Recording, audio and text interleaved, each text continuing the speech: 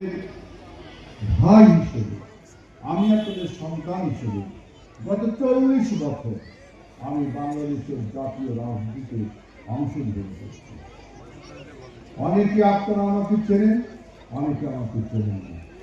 আমি এর আগে এই অঞ্চলে 2007 সালে প্রথম ধানের প্রতীক নির্বাচন করতে এসেছিলাম। অনেকে জানেন সেই নির্বাচন শেষ পর্যন্ত হয়েছিল না, তাই না? 1-11 হয়েছিল। 2018 সালে আমি এই এলাকায়, আমার এই পবিত্র জন্মভূমিতে আমি আবারও ধানের প্রতীক নিয়ে এসেছিলাম। কিন্তু সবাই আপনারা জানেন যে দিনের ভোট রাতে কিভাবে হয়ে গেল। এবার ইনশাআল্লাহ একটা সুন্দর পরিবেশ তৈরি হয়েছে।